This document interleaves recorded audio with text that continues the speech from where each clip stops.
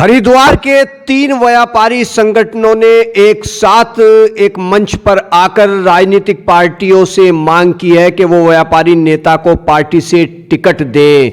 इस दौरान press club Haridwar में इन व्यापारी संगठनों ने अपनी बात मीडिया के सामने रखते हुए कहा कि व्यापारी नेता के लिए टिकट दिया जाना चाहिए ताकि व्यापारियों और उनके अधिकारों के लिए भी काफ़ी कुछ कार्य किया जा सके। इस दौरान मीडिया से विस्तार से बातचीत की गई। देखिए हरिद्वार से ये पूरी खबर।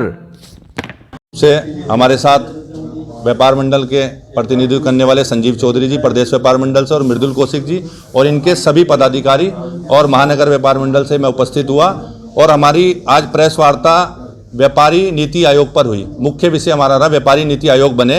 व्यापारी नीति आयोग मैनिफेस्टो में शामिल करे जो भी आगामी सरकार है या पूर्व की सरकार रह चुकी है, जो भी राजनीतिक दल चुनाव लड़ने के इच्छुक हैं वो राजनीतिक दलों में हमारी व्यापारी हित के लिए व्यापारी नीति आयोग के गठन को अपने मैनिफेस्टो में शामिल करें।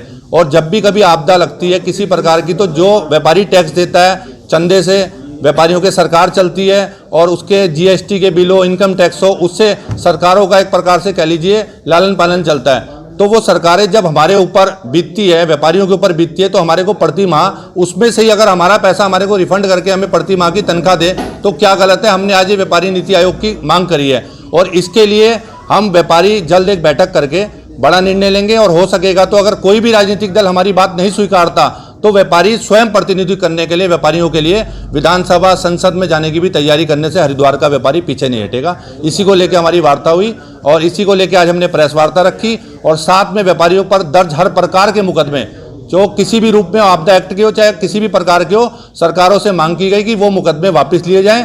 अन्यथा व्यापारियों का 2022 में 14 फरवरी को 11 मार्च के रिजल्ट को विरोध झेलने के लिए आगामी पूर्व सरकारें तैयार रहे।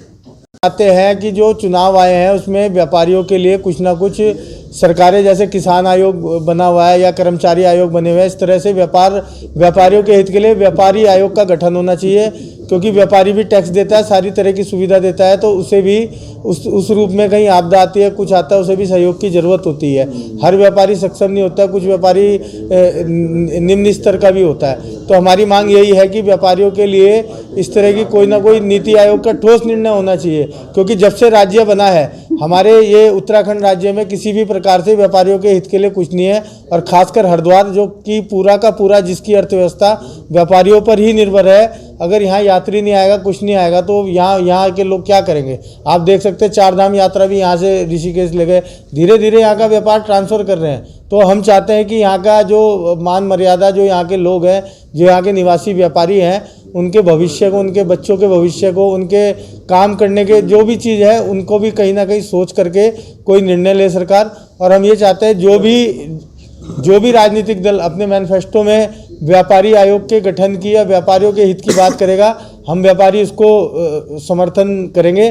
और अगर कोई भी राजनीतिक दल नहीं करता है तो जैसा मेरे जो साथी व्यापारी हैं उन्होंने कहा है कि हम जल्दी एक बैठक करने वाले हैं और बड़ी, जिसमें सभी व्यापारियों को और बड़े वृहद स्तर पर बुला के एक निर्णय लिया जाएगा। दूसरा मेरा एक ये है कि जैसे साल का पहला स्नान आया, हरिद्वार जो है अर्थव्यवस्था मेले ठेलों पर ही निर्भर है और पहला स्नान आया है मकर संक्रांति का, और उसी को सरकार ने कोविड के नियमों का पालन करते हुए उसको कैंसिल कर दिया है। मैं खाली ये पूछना चाहता हूँ कि आप लोग इतना बड़ा चुनाव करा सकता है, जहाँ प्रशासन सब कुछ करा सकता है, तो ये छोटा सा मकर संक्रांति का स्नान है, इसको क्यों नहीं आप करा सकते हो, जबकि एक ही जगह ये स्नान होना है। और जबकि वोट के लिए तो 170 के करीब बूथ बने हुए हैं, वहाँ पे आप लोग व्यवस्था कर सकते हैं, तो एक खाली हर की पैड़ी पे ये क्यों नहीं कर सकते हो। व्यापारी सारा उसी पे निर्भर है, लेकिन इन्होंने उसको भी कैंसिल करके साल का पहला स्नान है। अब पता नहीं आगे कितना ये करेंगे। अब इनका चुनाव होगा, कितने हजारों इनके कर्मचारी आते हैं, सब एक जगह बैठे रहते हैं। जब ये लोग उसको कर सकते हैं तो हमारे स्नान को क्यों नहीं कर सकते। इसलिए हमारी मांग यही है कि व्यापारी आयोग का गठन हो, व्यापारियों की हितों को भी सुना जाए, समझा जाए, क्योंकि व्यापारियों की सुध लेने वाला यहाँ पे कोई नहीं है।